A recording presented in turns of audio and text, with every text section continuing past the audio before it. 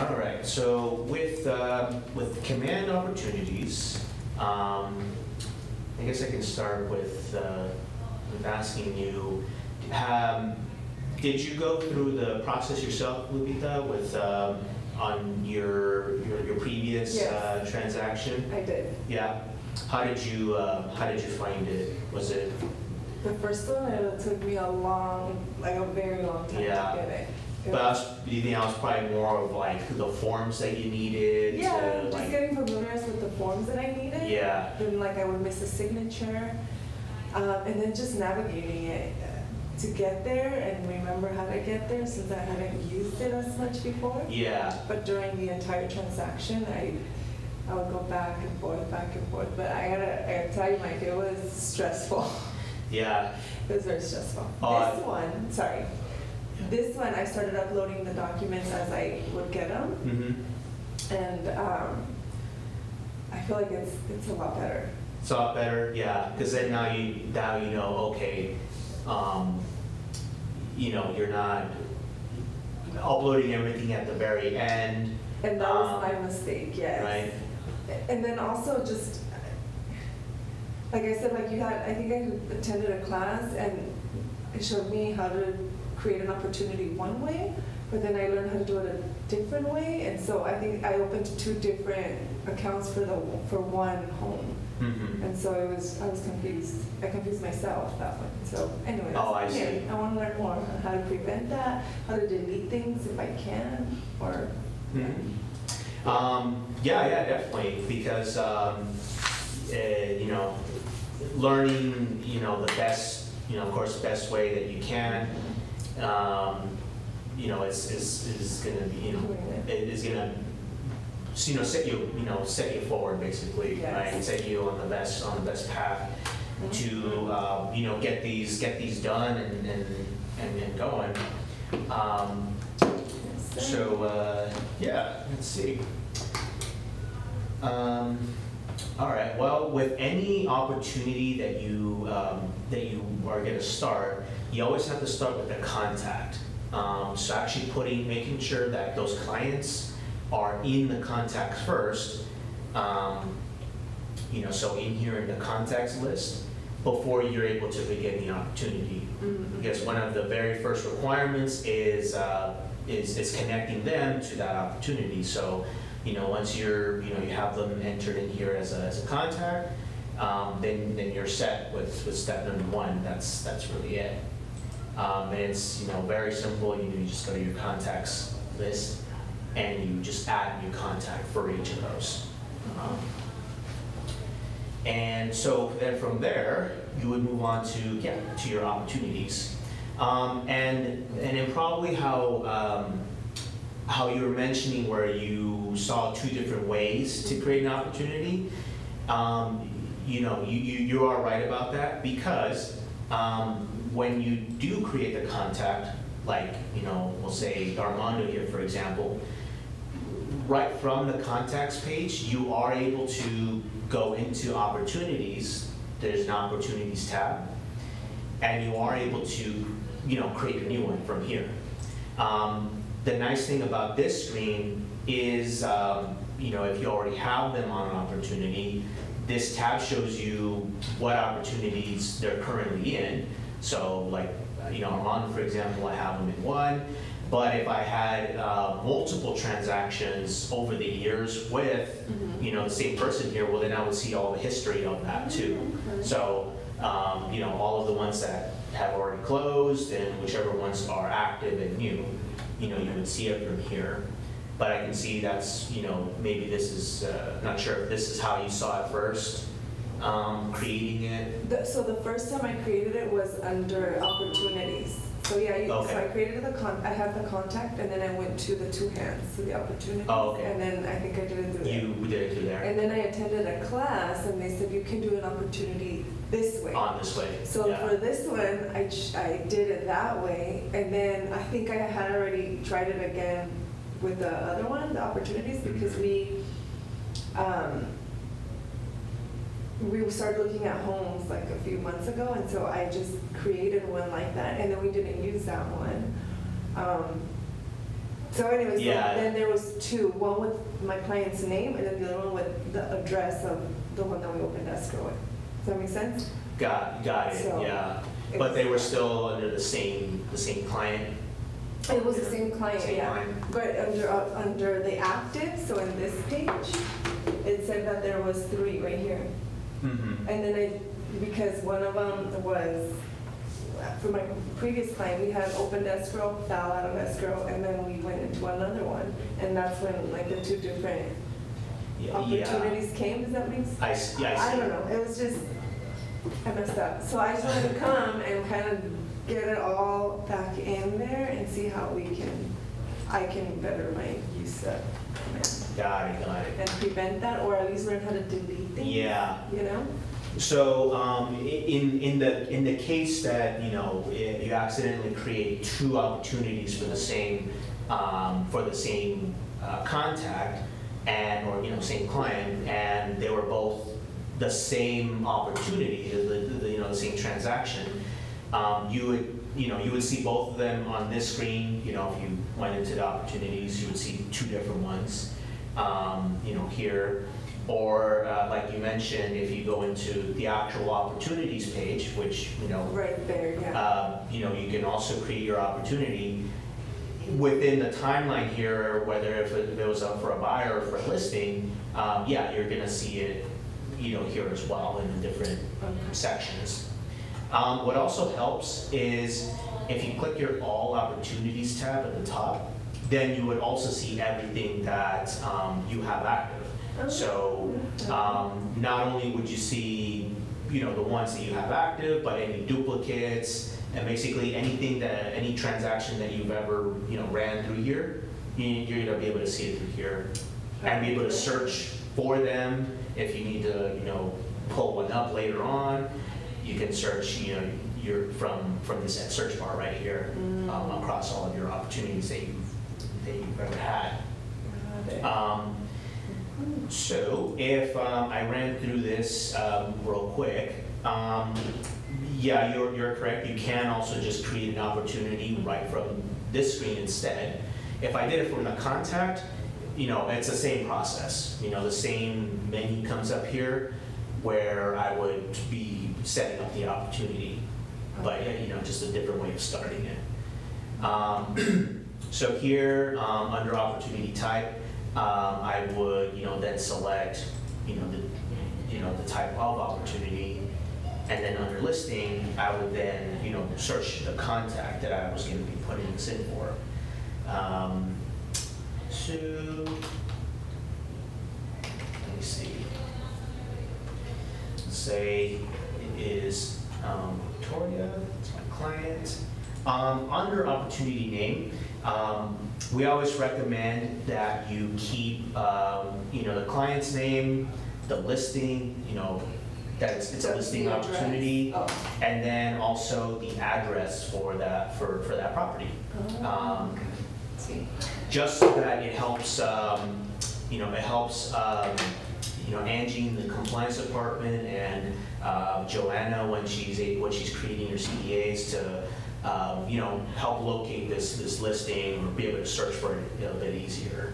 But it would also help you as the agent and be able to tell these apart, from reading the title. So it's just a good way to, name it in this case.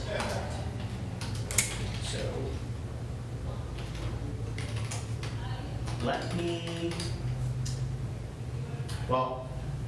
I'm going to come back to the name because I want to name it off of an active listing. So I'll come back and put in a address for that. Custom tags. This is if you wanted to basically label this opportunity under something specific. It's not required to use this, but it is an option for you as well. Estimated close date is not required because you may not know that at the very beginning or when you create this opportunity. But if you do have it, then you can go ahead and put that in. So let's say that I know what my estimated close date is, and so we'll say it's like September 2nd, for example. It's the same with the listing price, so again, it's estimated, but if you do have it, ready to go and you know what it is, then you can put that in here. The commission rate is gonna be, your half of the commission rate. So if this was a listing and you listed it at, 6%, then, it'd be 3% or however, however much you had set it to be. So, I'm gonna put that in here. And then we have both an opportunity phase and opportunity stage. What these two mean, it's basically where it's gonna place the opportunity in the transaction timeline when we create it. And the reason is because you can actually begin an opportunity at the very, very beginning when you actually meet this client, or you begin working with them, or you start forming the relationship with them. The idea is that you can create an opportunity if you meet this client and they start talking about maybe listing their house in a few months, but nothing specific. You can put this opportunity under cultivate, for example. Cultivate's the very beginning, and if you can kind of see back here in this area, cultivate is actually the very start. Mm-hmm. That means you're beginning this opportunity. You're nurturing the relationship with this client. You're following up with them. Are you any closer to wanting to list your property yet? You're kind of going through those steps. The second phase is the appointment phase. So this point, they're actually wanting to meet with you, so you go over the details about listing their property. So it's something more, more that's going to be happening very soon. And then the last phase here is active. So you've met with them already, and you actually listed their house. It's on the MLS, and it's out there, out there in the world. For the most part, this is where a lot of these opportunities, that when they're created, they're going to be active, because a lot of the agents just tend to create these right when they're ready to actually begin right when they're Thank you. able to begin this transaction. So I have a question. yeah. If we create the opportunity when we're cultivating it, and then it becomes an appointment, how do we go back to this page to change it?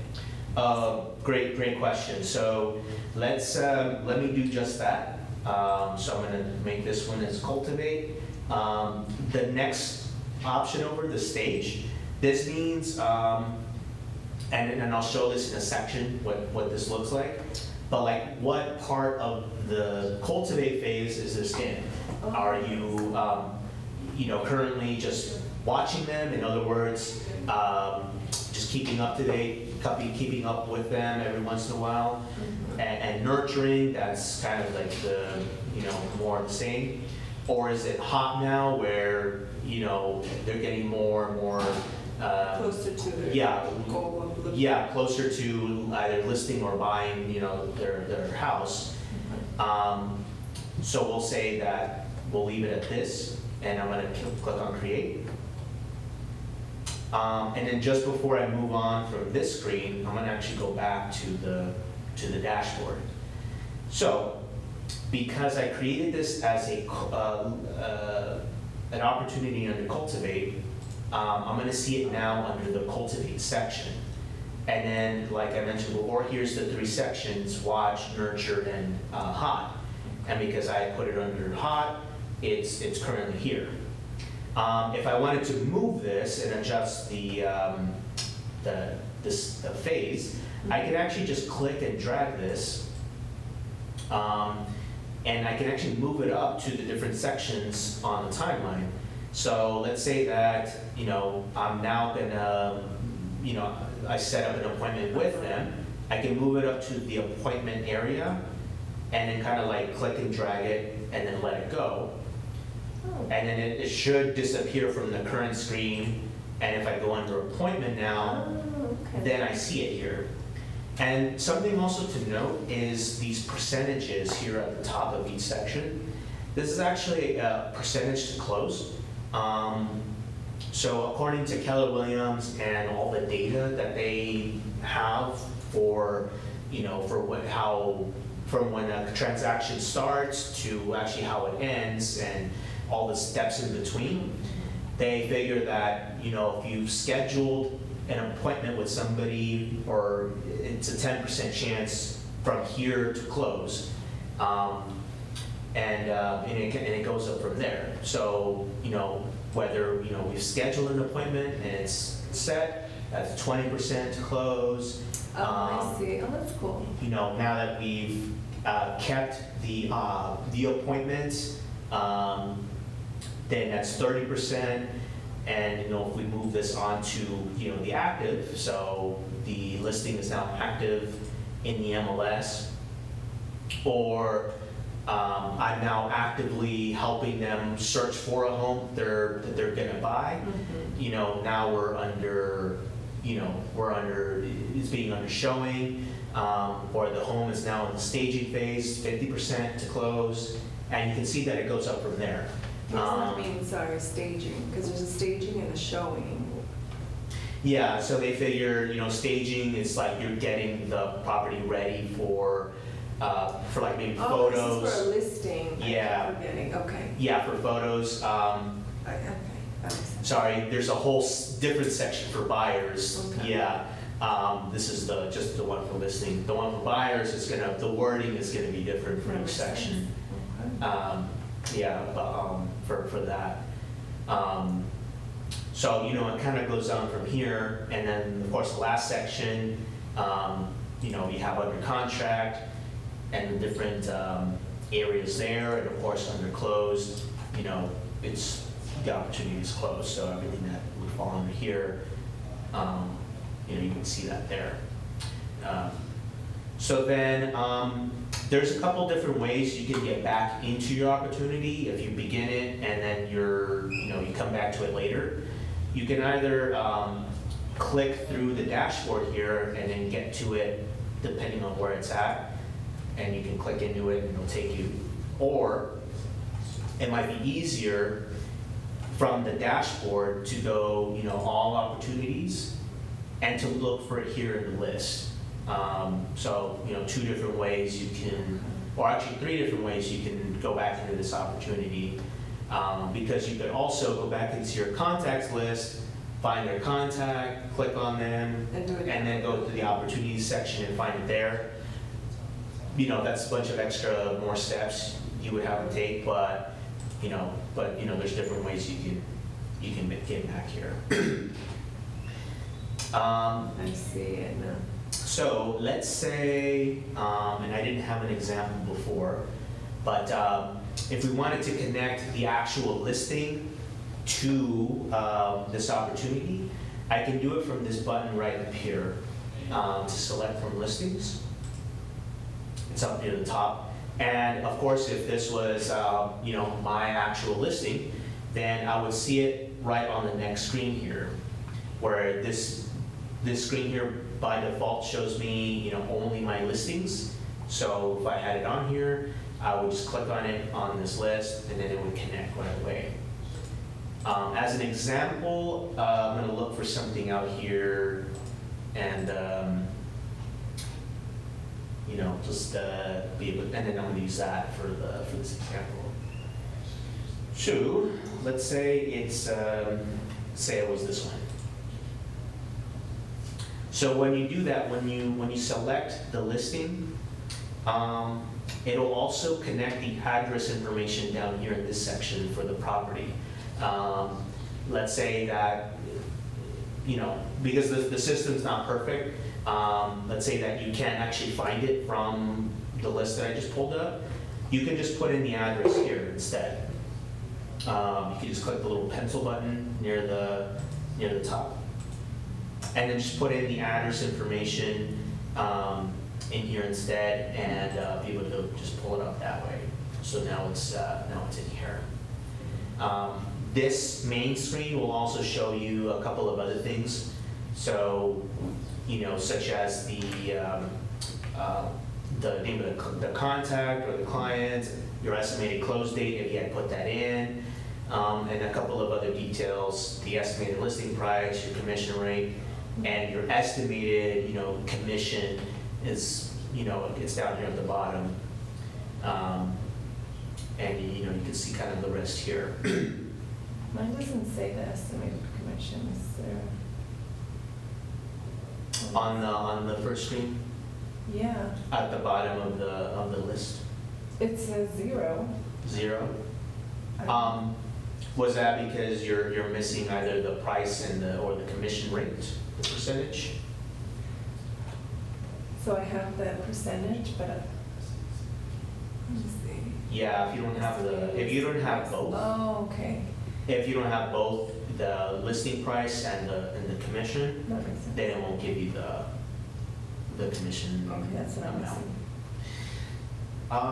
Let's see, okay, so then now, because I have an address to this, I'm gonna go ahead and rename the listing, the opportunity name, So I'm gonna, and at any point, actually, you can always click on these little pencil buttons in each of these sections to make changes to the actual opportunity if you ever needed to.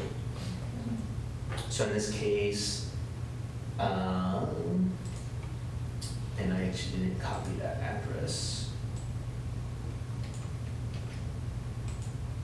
So under the listing name, I'm going to put in the address there because I have one now.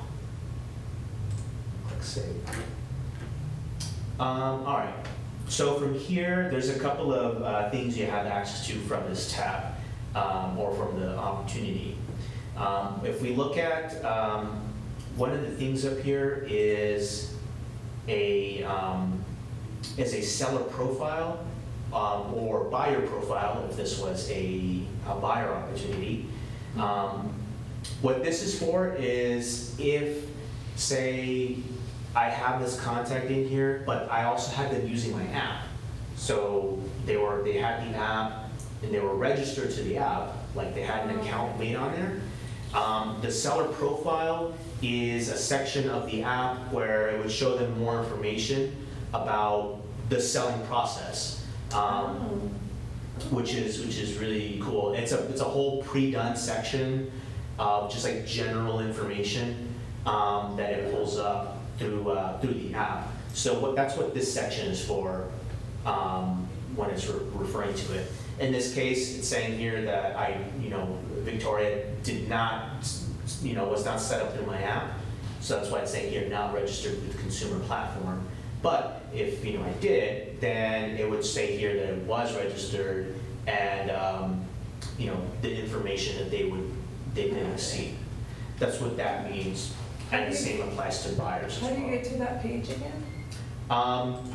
It's just the, so if I'm looking at my opportunity, it's just the buyer, okay. the seller profile tab that's here at the top. Got it, I see. The next one over, the marketing tab, this is actually a newer feature that they put in here to Command. What this does is if this was again, a listing or for a buyer opportunity, this actually suggests some marketing designs or ideas that you can use. So for example, because again, this is a listing, it's selecting here a couple of listing type designs that I could use. So like these two here are, this is like a just listed flyer. This is like a just listed brochure that it's recommended me that I could go ahead and use. Or if I want to make a social media post about this listing, then it's also suggesting some like a just listed graphic, or one for an open house that I would be having for this, or another one that's for sale. So it's making those recommendations up here for us. Another thing too is if I use command ads, then it's also suggesting here some ads that I could run for this property. So something that's, just listed, or for an open house that I would be having for this, or, again, another for sale ad, it's recommending me, these right directly from here. So I can actually go through this section and run an ad if I wanted to, if I have all that set up and going. So, just a marketing tab here, some more information that you have in regards to this opportunity. The next section after that is documents, and this is actually where all of your forms and everything is going to be uploaded to, that we see from here. If this is a brand new opportunity, first thing I'm going to do is I got to start with the checklist type. That's it. That's this section right here. And what this is, it's asking me basically what type of property this is. Is it just a residential, 1 to 4 units, manufactured home? If this is land, if this is a commercial deal, and actually something that's brand new that's going to be coming soon, or that will announce very soon, is a probate section. So if this was a listing that came from a probate, or to do from a probate situation, all of that will be run through that section instead. But at this current moment, this is not, we don't have it active yet. But, something that's going to be coming very soon. And we'll make an announcement when that's official to everybody. So say this is just a regular, residential unit. And so when I select it, then it's going to give me all of the right sections for this opportunity here. So first thing I see here is the just listed section, or the listed section, and the various documents that are either required or are optional. One quick way to kind of sort through this is you can click this little arrow next to each section. And for example, if I click it, then only the required documents show up at the very top. So because by default, they're in a different order on this list. So if you click that, it's just a quick way to show you, okay, I need the residential listing agreement package for this, and then I also need the MLS detail printout to be uploaded here too. And everything else is either conditional or optional, for what they are. Next to most of these sections, you'll find this little I button. If you put your mouse over it, it gives you a brief description or some notes about what this document is for, or or more about it. So you can see here, the reasons for why you would need to include them or not. All right, so we're at this section here.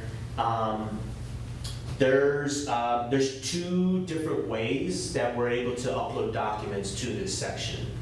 So one of those is if I just have the documents, the forms ready to go on my computer somewhere, whether I got them from zip forms or car.org, and I have them signed through there, or I had them printed out, had them signed in person, and I scanned them back into my computer. Either way, if you have them on your computer, you can just go to each section here, and you can click the browse button, and it's going to open the files on your computer, and you can just select depending on where you have it. So let's say that it's this is my file as an example. I'm going to click and open it here, and it's just as simple as that. Now it's uploaded into that section, provided it's it's the form or file that I need to have on there. There's also the option to upload from DocuSign. So if you use the DocuSign account through Keller Williams, and you have it set up, and you have it set up linked to command, which in my case I do here, I can actually click the start a transaction button. And what this will do is it's going to ask me to sign into my DocuSign account. Let me see if I can remember my login. Oh man. And then it syncs it, right? Like it. Yeah, then you can get to an area where it can sync the documents over.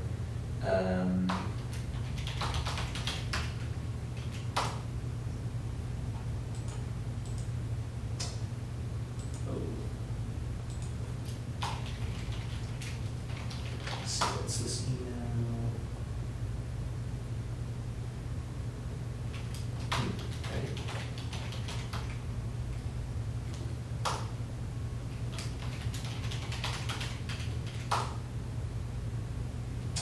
And usually I'm good about this, knowing Okay, what that's okay. my passwords are.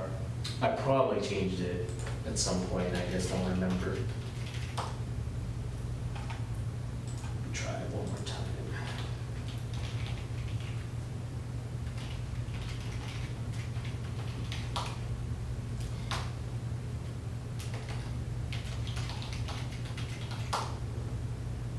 Oh, okay, that was it. Cool, so, you would sign into your account and it might ask you to verify your identity, either send you a code to your phone,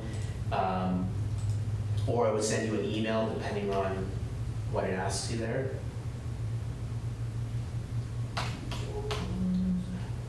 Six.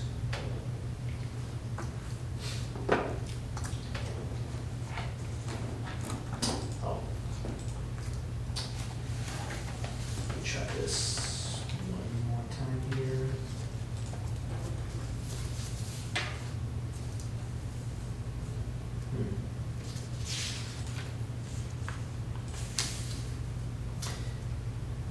Interesting. So I'm having some kind of error here, but when you click on the transaction or start a transaction button, it'll run you through DocuSign. You sign in, and what it's supposed to do is create a room. And what that is, it's almost like a place where the documents could go inside of DocuSign. Which of course, if you, it still means that you have to get the documents from CAR or from zip forms. Mm-hmm. So the actual documents, disclosures from there. You do then have to upload them to DocuSign here, this screen. And it's a couple different ways you can do that. You can just click on the add button here on the top right. And you can select from upload from your computer. If you choose the zip forms option, it would require you to connect your zip forms account to DocuSign. In order to do that, there's a bit of a process to do that.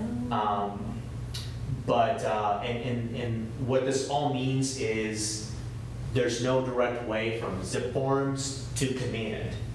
The only direct way, or close to a direct way as possible, is zip forms to DocuSign to command.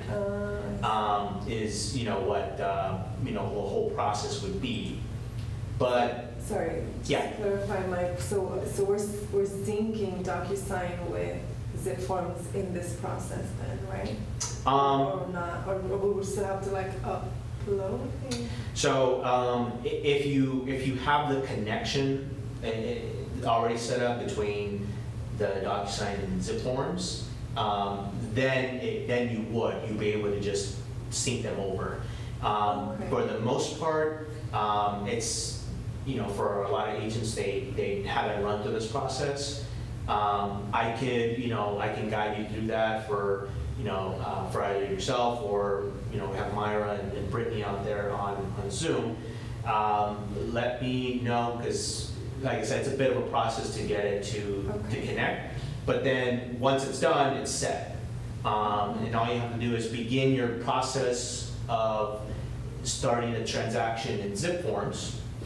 And then once it's, once that's done here, I can then tell DocuSign to connect from zip forms. And then, I would see something like this here. It's gonna ask me where in zip forms is the documents for this transaction. So if it was this one, for example, I would select it from the list, and then I would link it. And then from here, then it's gonna ask me, okay, now that you linked the transaction, where are the forms or documents located? And I can choose from the menu here and tell it to use the linked transaction. That's basically telling it, yes, this is the transaction, and then yes, use the documents from it. Oh, I see. And then from here, That's cool. then all of those forms that, are there in zip forms already, it would sync with DocuSign here. So then now I can pull them over and add, select this one as an example. And then, I can add it from here. And then now that form or forms, of course I can do more than one, is now going to be here in DocuSign. Then of course I have the option to, now that the benefit of using this in DocuSign is that DocuSign allows us to do the e-signing, I can do document splitting, and a couple of other things. I can right-click on the file once it's here and tell it, here's my different options. So I can split this if it was the RLA package, for example, and there's the different sections in there. I can tell it to split pages 1 through 5 as this, 6 through 10 as this form. I can do that from here, or I can actually send this out to get e-signed. It's going to be the create envelope option. I know it's not really clear what that means, but create envelope means that I'm gonna set this up to be DocuSigned. So then from here it takes me to this section, and then of course I set up the recipients. And what's nice about this is if I have a contact, assigned to this transaction, I can pull them up in the recipients list, or I can just type out their name, their email out, here separately, and then kind of go through the process of getting this e-signed. From there, I'm gonna undo all this. So I won't go through the DocuSign process, but let's say that all my forms that I need connected are there, they're signed, and they're good to go. When I go back to the opportunity, I can now choose the option of, instead from attaching from my computer the files, I can change this to DocuSign, and then I also have to click this button here and tell it pull from the room docs or open the files from the room docs. And then from here, now I should be able to see all of the forms for this file. I had an error connecting this just a second ago. That's why I don't see anything here. And now I'll figure out why I had that issue before. But if I had this connected correctly, then I would actually see a menu here of all the different forms. So, let's say for example, it was these two here. Then in this menu, I would see those two forms, or I would see all of the other ones that I would have here. And I would just select from there, and now it's uploaded. That's a whole bunch of more steps, Yeah. if you wanted to run everything through DocuSign. But, then again, since I had mentioned at the beginning or before all that, you could just do everything through zip forms, separately, do your signing through there, or a different way, but, regardless, if, what that means is you still have to get your forms when they're completed and ready to go onto your computer and upload from here.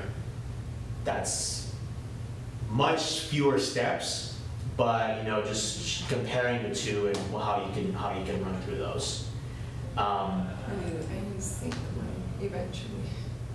Yeah. I have a question in regards to the rooms on DocuSign. How would I delete a room? Can I delete a room if I make too many, or? Yeah, let's see here. Like several rooms for one property.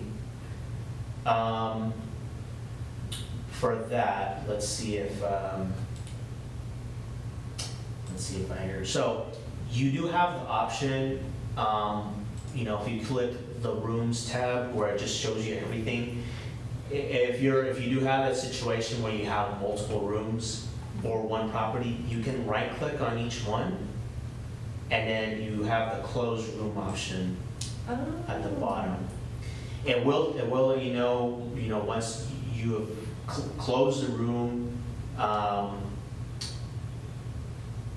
Let's see, members with free accounts will not be able to.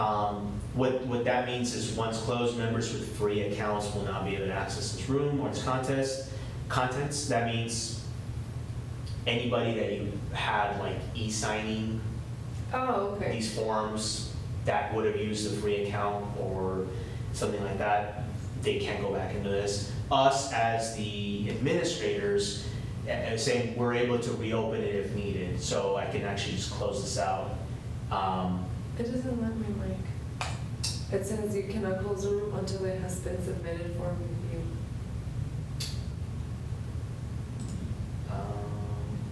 I just got the same one too.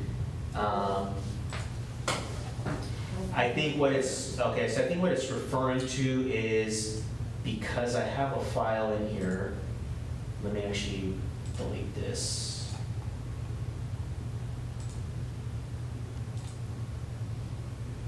Let's see if it lets me close the room. And then one more question.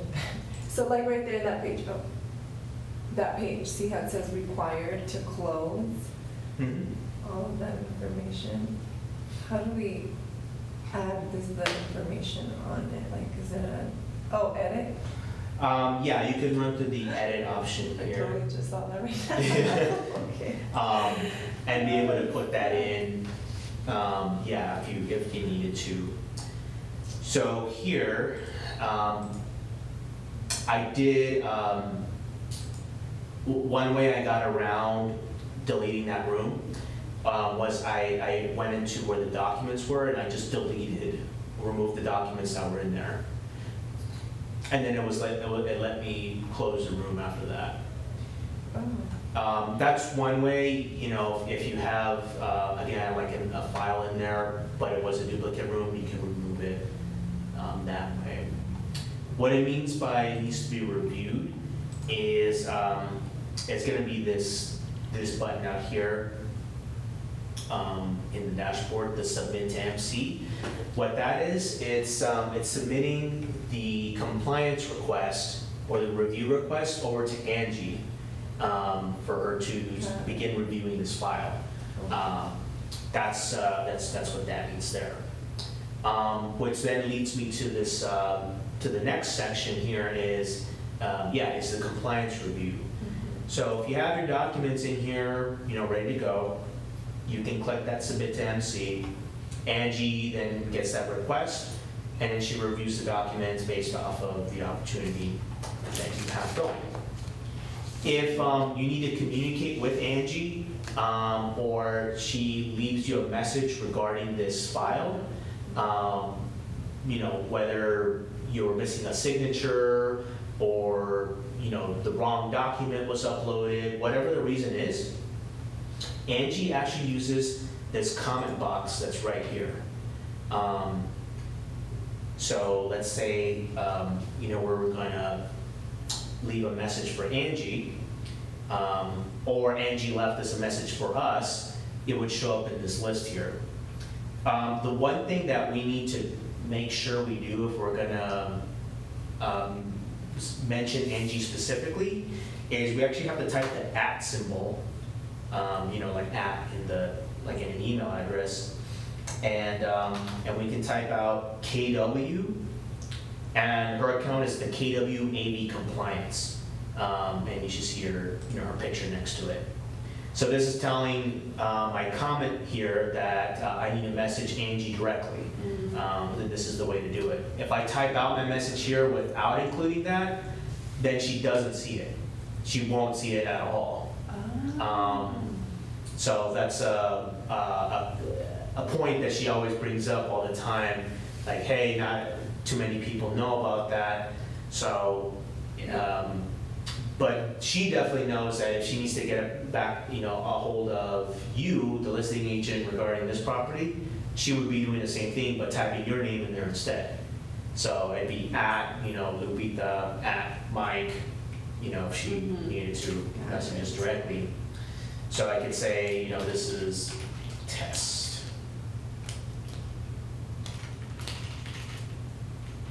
I'll be nice. And I can type that out here and reply.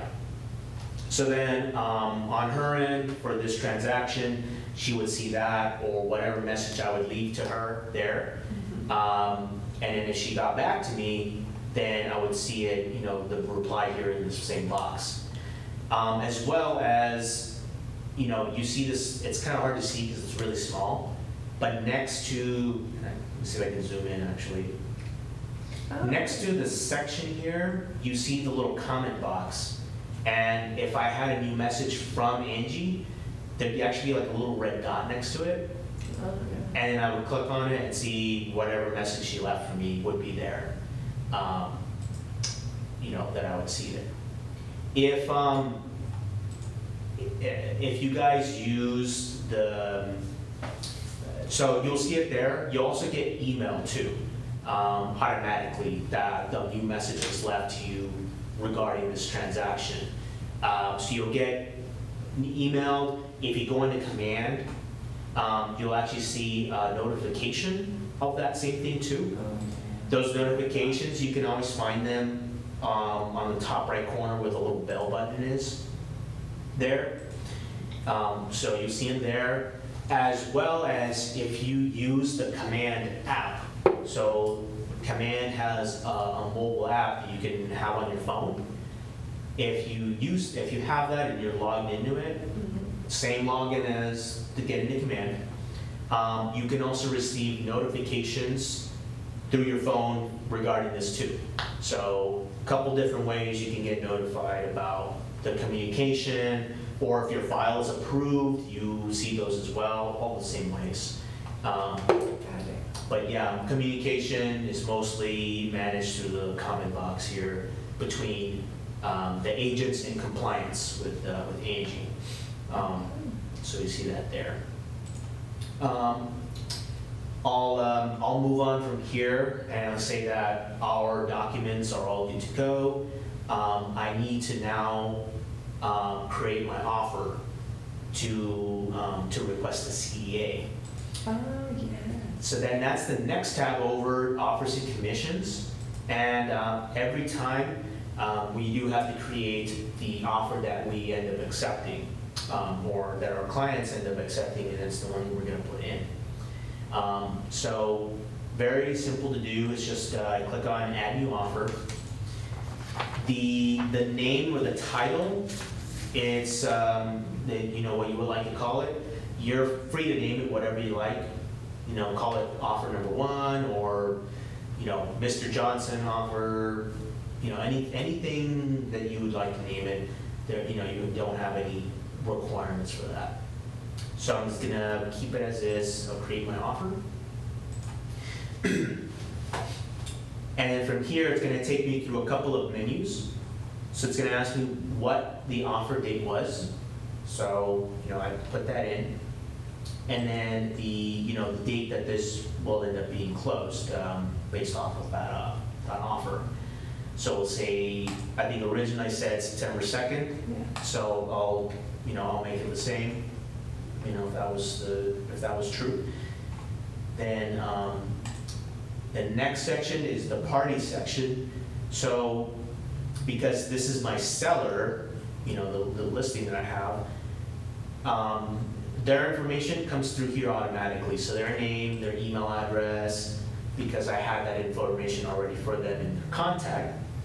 And me as the representing agent, the same thing, my info comes out here as well. The only thing I need to do for the opposite side is put in that client's name. So, say it's Smith, for example.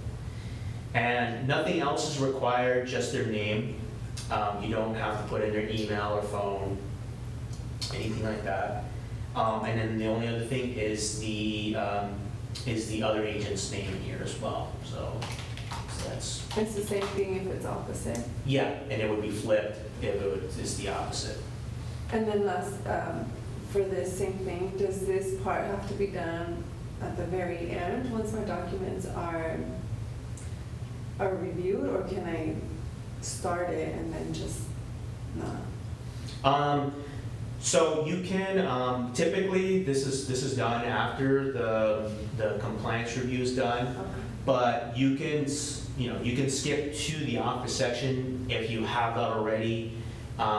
If you just need to get that CDA created and over to escrow, then you can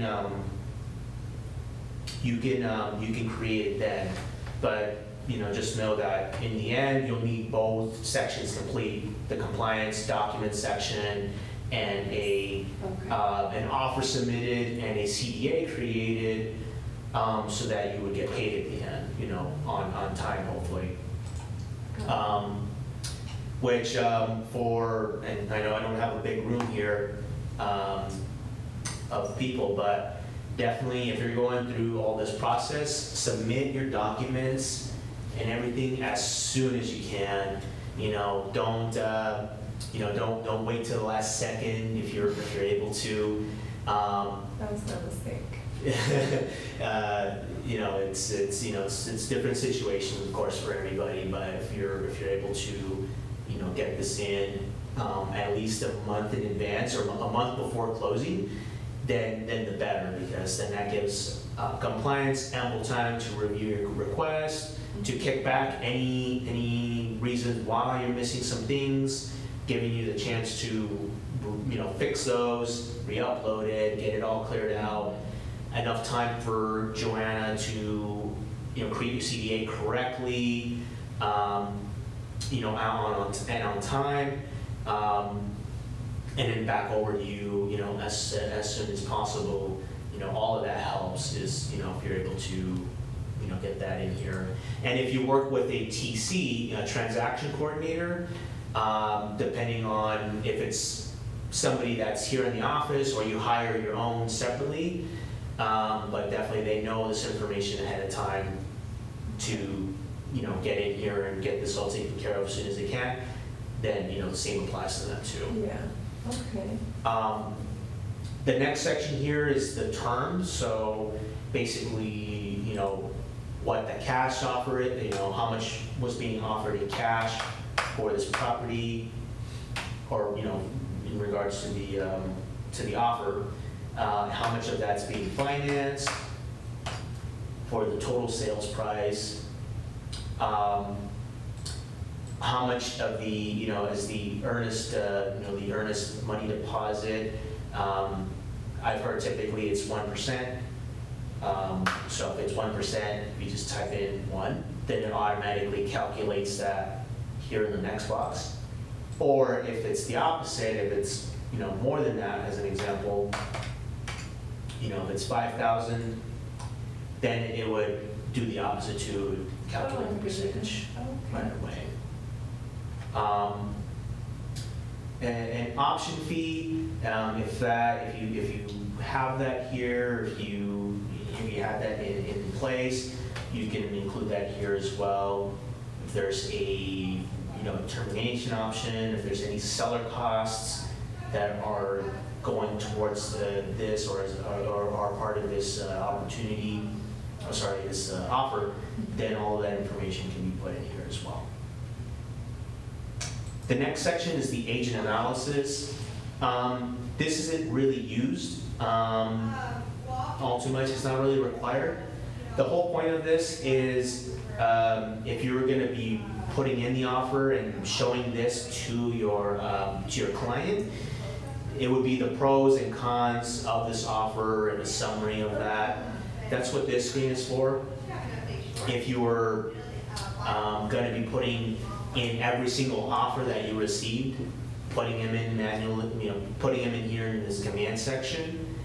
Again, not required, just the one that you're accepting in the end.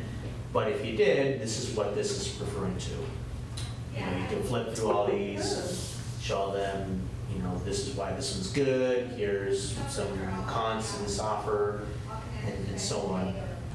And now I can just click on, save if I'm just good to go here. In the end, it'll kick me back to the main screen with the one offer that I've created.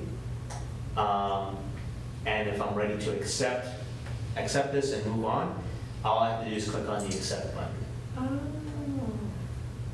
So then once that's done, I see two other buttons here, two new buttons. If I need to undo this as an example, if I need to edit this, I can click on the little dots over to the right, and I can click on the edit offer button, and it's going to take me back through the same screens if I needed to make any changes to this.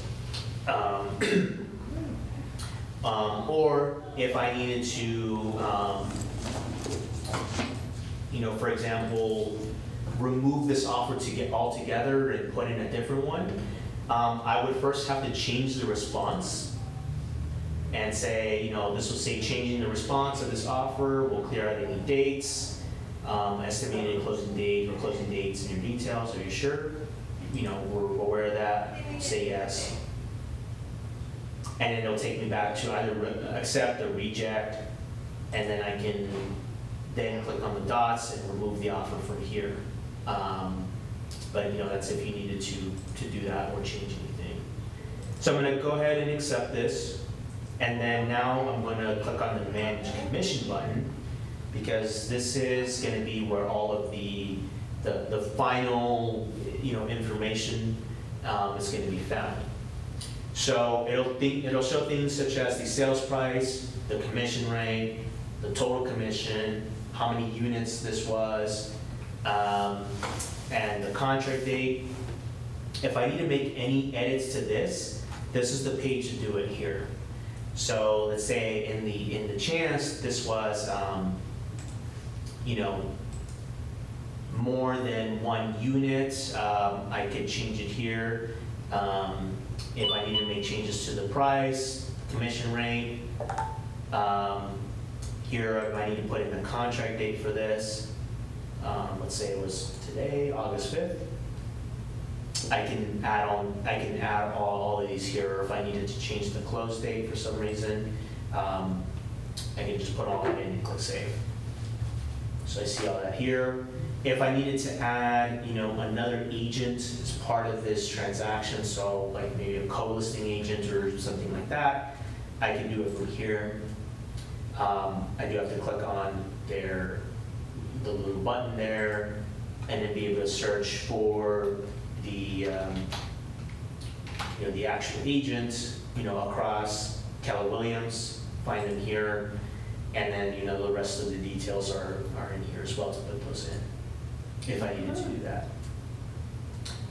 Below that is going to be the commission breakdown. So what the total commission is here based off of the commission rate and everything. How much of that is going to the company royalty? How much of that is going to the office as part of my split? and then ultimately with the, including any other deductions such as the automatic E&O insurance, and anything else, it's included here. At the bottom, it'll show me net to the agent, that's the net amount. Over on the right shows me, it'll actually show me my cap information.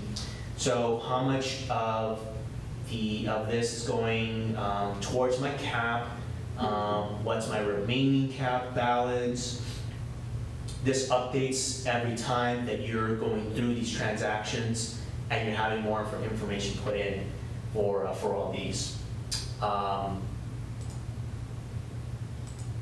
Why is there 2 different cap areas there? Let's see here.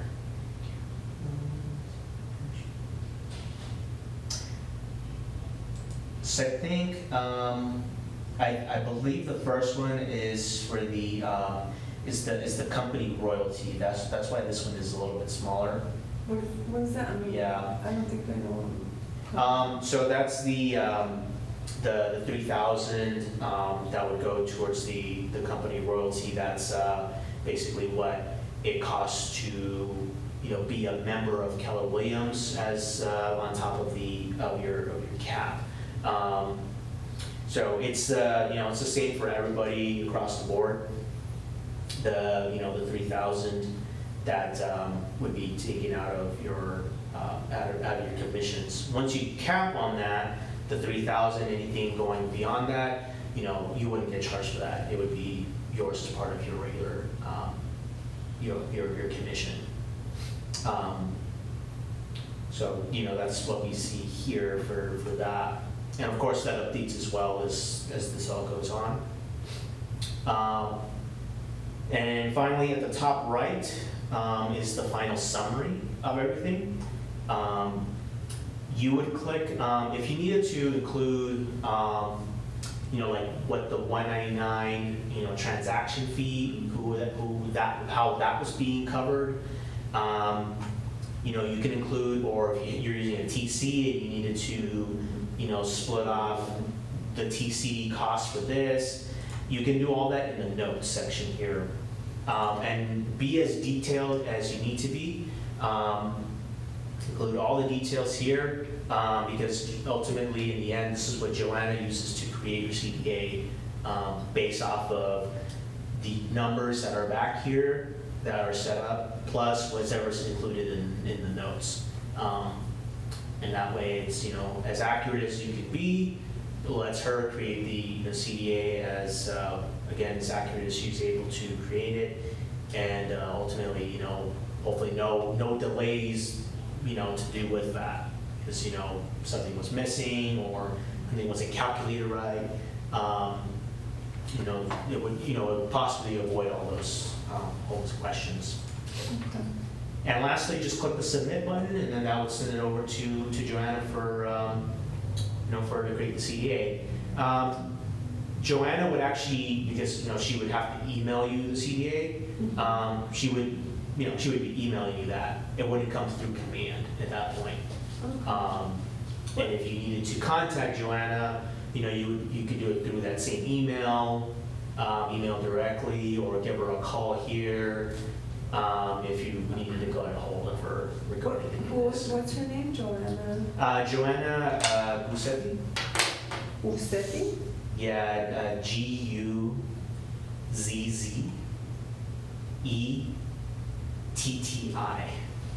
Gusetti. Yeah, Gusetti. Okay. Is she the one doing them now?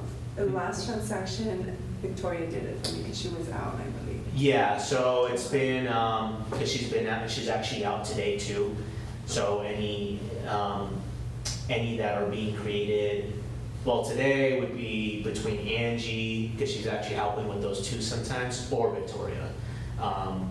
So, usually Joanna, if she's here in the office, she can create those. But yeah, like you said, Victoria as well can do all this too.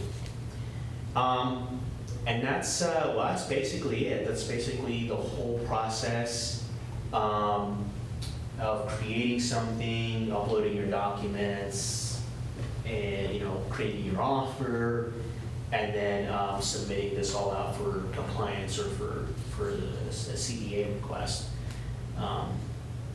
That's kind of, it's kind of everything. Perfect. Thank you so much. Yeah, and hopefully this all helps for this next one you have coming up. Yes. Be able to put that through without any, hopefully any delays, and you get paid on time. Oh, I learned that one. Oh my God, I was so stressed. Yeah. With the last one, because I waited till the very last minute to upload everything, and I was missing signatures. I was going back and forth. Oh my gosh. Yeah, I'm sure that's the worst. It almost made me not want to do it again. I got another client, and I was like, okay, I'll try it again. Yeah, you can't. You can't give up. But I can see how that would be, really problematic.